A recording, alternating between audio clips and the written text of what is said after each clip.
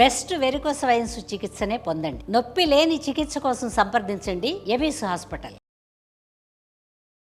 గురుగారు నమస్కారం. గురుగారు ఓం శ్రీ మహాగణాధిపతయే నమః.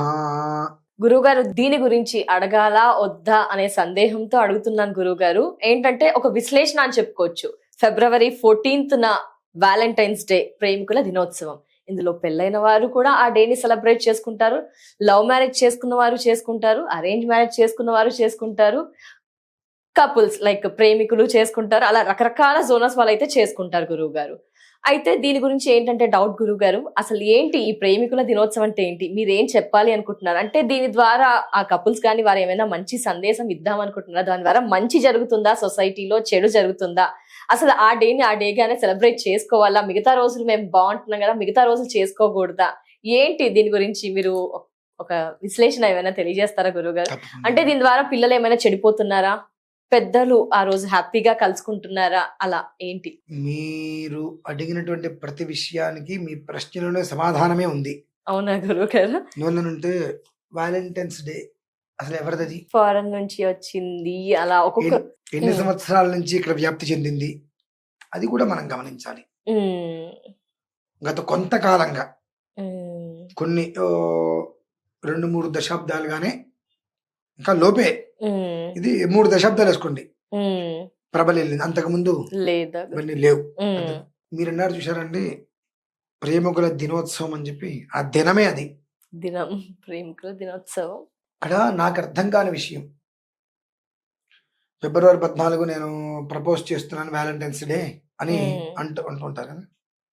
వీడు చదువుకుంటున్నాడు, ఆ అమ్మాయి చదువుకుంటుంది. చదువుకునే వాళ్ళ మధ్యలో పుట్టేటువంటిది ప్రేమ అని వాళ్ళు అంటున్నారు, ఆకర్షణ అని నేనంట. ఎస్ గురుగారు, ఈ వాదన అయితే గత కొన్ని డెకేడ్స్ గా జరుగుతూనే ఉంది. ఎందుకంటే ప్రేమించడానికి నీకున్న అర్హత ఏంటి? వయసు ఒక్కటేనా? ఏజ్ అయినా నీకున్నటువంటి అర్హత? అంతే గురుగారు. స్టడీస్ టైంలో నీ స్టడీ సమయంలో లవ్ అనేటువంటి ఒక విషయాన్ని తీసుకొని నీ స్టడీని మొత్తం నువ్వు చెడగొట్టేసుకున్నావు. పోనీ ఇంకొక అమ్మాయిని నువ్వు ఇష్టపడ్డావు, ఆ అమ్మాయిని నువ్వు పెళ్లి చేసుకుంటే నువ్వు ఏం పెట్టి పోషిస్తావు? అంటే ఇక్కడ యూత్కి మెదడు లేదు, బ్రెయిన్ పనిచేయదు. అంటే వాళ్ళకి అదొక రకమైనటువంటి మత్తు, ఆ మత్తు పట్టుకుంటే వదలదు. వాళ్ళ ఆ మత్తులో ఏం చేస్తున్నారో కూడా తెలియదు. లైక్ అది కూడా ఒక గ్రేట్ థింగ్ లా ఫీల్ అవుతున్నాను. నాకు గర్ల్ ఫ్రెండ్ ఉంది, నాకు బాయ్ ఫ్రెండ్ ఉన్నారు, అది ఒక ఏం చేస్తున్నారో తెలియదు. అకారణంగా ఆత్మహత్యలు చేసుకుంటున్నారు. తర్వాత అకారణంగా ఆత్మహత్యలు చేసుకుంటున్నారు, తల్లిదండ్రులకి గర్భశోకాలు మిగులుస్తున్నారు, సమాజానికి చీడ పట్టిస్తున్నారు, చంపేస్తున్నారు కదా గురు. అదే నేను అంటున్నానమ్మా, సమాజానికి చీడ పట్టిస్తున్నారు. ఇందులో మంచి అనేటువంటిది ఎక్కడ లేదా గురు, కేవలం చెడు. అసలు మనకి సంబంధించింది కానే కాదు, మనకు సంబంధించింది కాదే కాదు. నీకు నీ భార్య మీద ప్రేమ ఉంది, నువ్వు ఎప్పుడైనా ఏ రోజైనా ఏ రకంగా నువ్వు ప్రజెంటేషన్ చేయొచ్చు. ఆ రోజే ఇవ్వాలా? అంటే ఆ ఒక్కరోజు భార్యకి ప్రజెంటేషన్ ఇచ్చి రెండో రోజు చావగొట్టాలా? లేదంటే ఆ ఒక్కరోజు అమ్మాయికి ప్రపోజ్ చేసి రెండో రోజు ఇక పట్టించుకోవటం మానేయాలా? దీనికి నేను అనకూడదు. కానీ February 14కి November 14కి డిఫరెంట్ మీరు గమనించారు ఎప్పుడైనా? February 14 అమ్మాయి అబ్బాయి వెంట పడతాడు, November 14 అమ్మాయి అబ్బాయి వెంట పడుతుంది, అబ్బాయి పరిగెడతాడు, కడుపుతో ఉంటుంది అప్పుడు అమ్మాయి. వీళ్ళకి ప్రేమ అనేటువంటి దానికి అర్థం తెలియట్లేదండి. కేవలం ప్రేమ అంటే వాళ్ళు ఫిజికల్ ఒకటే భావిస్తున్నారు, అంతేగాని పరస్పరము అనేటువంటి పదం ఎవరికి తెలియట్లా. పరస్పరం అంటే ఏమిటి? ఒకరికి నువ్వు ఎక్కడున్నా నేను ఎక్కడున్నా ఒకళ్ళ గురించి ఒకటి ఆలోచించుకోవటం ఇవాళ లేదు కదండి. కేవలం అక్కడ ఉంది, కేవలం ఫిజికల్ గా వాళ్ళ కలవడం కోసమే ఈ పేరు పెట్టుకున్నారు. ఎంతమంది ఆ రిలేషన్షిప్ ని రియల్ గా మెయింటైన్ చేస్తున్నారు? 10లో కనీసం 10 మంది లేరు, 9 మంది లేరు, ఒకళ్ళు ఎవరైనా ఉన్నారేమో. అలా ఈ మధ్యకాలం అంతకన్నా దారుణంగా తయారైపోయింది. కాబట్టి ఇది ప్రేమ అనేటువంటి పదము చచ్చిపోయిందండి. ఎందుకంటే నేను ఈ ప్రేమ అనేటువంటి పదానికి, బంధం అనేటువంటి దానికి విలువ లేదంట.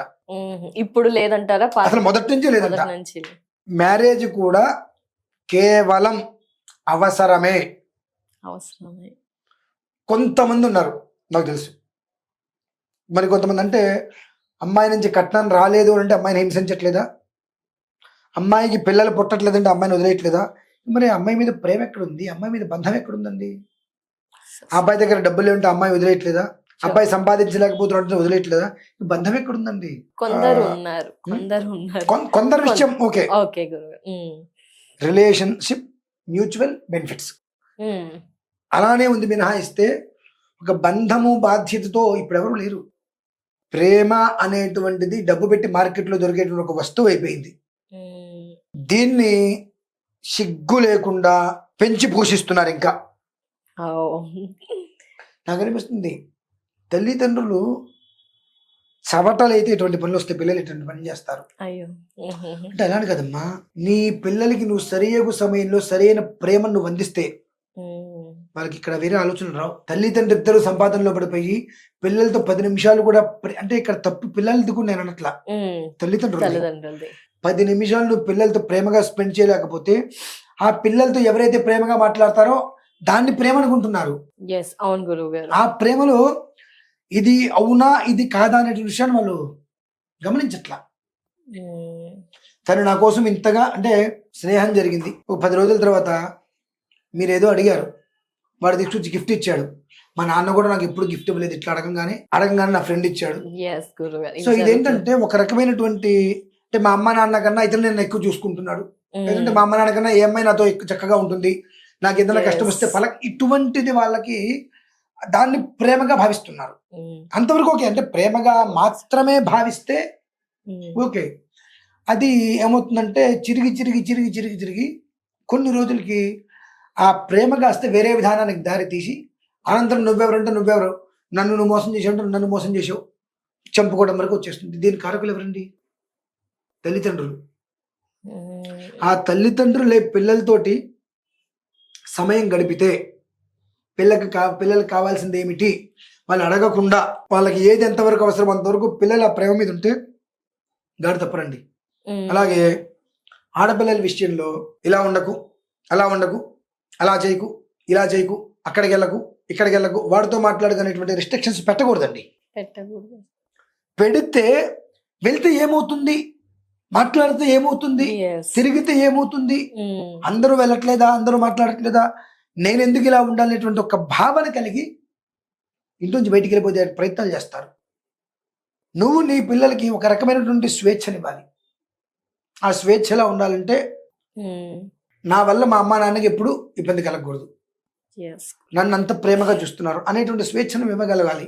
ఆ స్వేచ్ఛను ఇవ్వట్లేదుగా. ఏ కష్టం వచ్చినా ఏ విషయం వచ్చినా అమ్మకి నాన్నకి చెప్పుకుంటే నాకు సపోర్ట్గా ఉంటారనేటువంటి ధైర్యాన్ని వాళ్ళకి ఇవ్వట్లేదుగా. ఏదన్నా ఒక మనిషితోటి మాట్లాడితే ఏం మాట్లాడుతున్నావు, ఎందుకు మాట్లాడుతున్నావు, అంత అవసరం ఏంటంటారు. వీళ్ళకి లేనిది కూడా తల్లిదండ్రులే క్రియేట్ చేస్తున్నారు. ఇటువంటివన్నిటికి మూలమైపోయి ఈ దిక్కుమాల రోజు ఒకటి రాబట్టి ప్రపోజ్ అమ్మాయి రిజెక్ట్ చేస్తే వీడు చచ్చిపోతున్నాడు. ఇప్పటివరకు వీడిని కన్నటువంటి తల్లిదండ్రులు ఏం కావాలండి? క్షణికావేశం అంటారు దీన్ని. నేనేంటి, నా వ్యవస్థ ఏంటి, నాకేమైనా ఉద్యోగం సద్యోగం ఉందా, ఇంకా నేను చదువుకుంటున్నాను కదా, ఇంకా నా చదువు పూర్తవడానికి 3 ఏళ్ళు పడుతుంది, ఆ తర్వాత ఉద్యోగం ఎప్పటికి రావాలి, నేను పోషించే స్టేజ్ నాకు ఎప్పటికి రావాలి, ఇప్పుడు నేను ప్రేమ అని ఒక పిల్ల వెంటబడితే ఆ అమ్మాయికి ఏదైనా కావాలంటే నాకు డబ్బులు ఎవరు ఇస్తారు అంటే ఇక నేను దొంగతనాన్ని మొదలు పెట్టాలి కదండి. ఆ అమ్మాయిని ఇంప్రెస్ చేయాలి. ఆ అమ్మాయిని ఇంప్రెస్ చేయడం కోసం నలుగురు రెడీగా ఉంటారు. నేను ఇంప్రెస్ చేయాలని చెప్పి డబ్బులు లేవు, ఏం చేయాలి, అప్పులు చేయాలి, వాడిని కొట్టి వీని కొట్టి ఇక రకరకాలుగా చెడు అలవాట్లన్నీ కూడా వచ్చేస్తాయి. నిదానంగా ఆ అమ్మాయి మించి మనసు పక్కకు వచ్చి మందు సిగరెట్లు వీటి మీదకి అలవాటైపోయి కెరీర్ నాశనం చేసుకొని చివరికి అధోగతి పాలి ఆత్మహత్య చేసుకుంటున్నారు. అది చెప్పట్లేదమ్మా. కోతి వంటి మనసు కుదురుగా ఉండదు. కోతి వంటి మనసు కుదురుగా ఉండదు. ఆ కుదురును వివాళ తెచ్చుకోగలిగితే నీ లైఫ్ చాలా బాగుంటుందిగా. ఫిబ్రవరి 14 ప్రతి సంవత్సరం వస్తుంది, ఈ సంవత్సరం ఆగిపోదుగా, ఎవ్రీ ఇయర్ వస్తుంది. నువ్వు ఒక పొజిషన్కి వెళ్ళిన తర్వాత నువ్వు చెప్పదలుచుకున్నప్పుడు ఫిబ్రవరి 14 పని ఉందండి. నువ్వు ఒక పొజిషన్కి వెళ్ళావు, అవును గురు, ఆ రోజే ఆ అమ్మాయిని నువ్వు పెళ్లి చేసుకుంటే ఏ అమ్మాయిని నువ్వు పెళ్లి చేసుకున్నా పోషించగలిగే స్థాయికి నువ్వు వచ్చినప్పుడు ఏ రోజైనా నువ్వు ప్రపోజ్ చేయొచ్చు. ఆ రోజే చేయాలనేది కదా, ఇంకెందుకంటే మరి అంటే ఒకటి వేలం వెర్రి, ఒకటి పెచ్చ, అంతకు మించి ఒక బిజినెస్ డే. Yes, గురుగారు. అది కూడా అదే ఆన్లైన్ లో చాలా పెరిగిపోయాయి. Business day. గ్రీటింగ్ కార్డులు ఇలా అనగానే టీ టీ టీ టీ సౌండ్లు వచ్చే గ్రీటింగ్ కార్డులు. చాక్లెట్స్, టెడీస్ చాలా వచ్చేసాయి. ఈ గ్రీటింగ్ కార్డు 1000-1500. ఒక విషయం కాస్త ఒక అద్భుతమైన వ్యాపారాలకి ఆ రోజు బెలూన్స్, గిఫ్ట్లు, చాక్లెట్స్, టెడ్డీ బేర్లు. నువ్వు ఈ మనస్సులో మాట చెప్పదలుచుకున్నప్పుడు ఇవన్నీ ఇవ్వటం దేనికి? ఫ్లవర్స్ కూడా ఆ రోజు ఎక్స్పెన్సివ్. నీ మనస్సులో మాట చెప్పదలుచుకున్నప్పుడు ఇవన్నీ అవసరం లేదు. ఇవన్నీ ఇస్తున్నావు అంటే ఆమెను ఇంప్రెస్ చేయడానికి నువ్వు ప్రయత్నం చేస్తున్నావు. నీ ఇంప్రెస్గా ఆమె ఓకే అయిందంటే జీవితకాలం నువ్వు ఇంప్రెస్ చేస్తూనే ఉండాలి. ఇది పెద్ద లాజిక్ గురువు గారు. ఇది అసలైన ఇంప్రెస్ అవ్వటం వేరు, ఇంప్రెస్ చేయటం వేరు. నువ్వు ఇంప్రెస్ చేస్తున్నావు అంటే జీవితకాలం నువ్వు ఆమెను ఇంప్రెస్ చేస్తూనే ఉండాలి. ఎప్పుడైతే ఇంప్రెస్ చేయలేకపోయావు ఇద్దరు ఆ రోజు నుంచి స్టార్ట్ వచ్చేస్తాయి. ఇది ఎందుకు గమనించుకోలేకపోతున్నావు?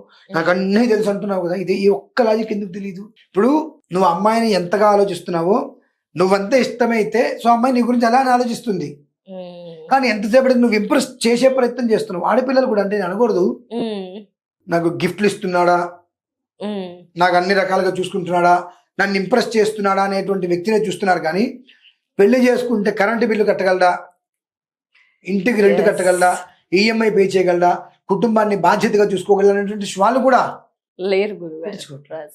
ఎక్కువగా ఫైనాన్షియల్ గా సెటిల్డ్ జాబ్. అదేంటున్నానమ్మా, ఇంప్రెస్ అవ్వటానికి ఇంప్రెస్ చేయటానికి తేడా ఉంటుంది. ఇంప్రెస్ అయినప్పుడు ఇక అమ్మాయి గురించి నువ్వు తాపత్రయపడాల్సిన అవసరం లేదు. ఆమె ఎక్కడికి వెళ్దు, నువ్వు ఎక్కడికి వెళ్ళు. ఇంప్రెస్ చేస్తాం మొదలు పెడితే నువ్వు ఏనాడైతే ఇవాళ నీ పరిస్థితి బాగుంది, రేపు పొద్దున అయితే ఇబ్బంది వస్తుంది. నువ్వేం లేదు, నీ పరిస్థితి అంతా బాగానే ఉంది, ఎక్కడికో వెళ్ళాల్సి వస్తుంది. ఆ రోజు నువ్వు ఇంప్రెస్ చేయలేకపోతావు. ఇద్దరి మధ్యలో గొడవలు రావా? ఎన్ని సారీలు చెప్పుకోవాలి? అంత అవసరం మనకు. లైఫ్ను ఇద్దామనుకున్నప్పుడు ఇంప్రెస్ కోసం ప్రయత్నం చేయకు. ఆ అమ్మాయి కూడా నీకు మంచి లైఫ్ కావాలనుకుంటే నన్ను ఇంప్రెస్ చేయాలనుకోవద్దు.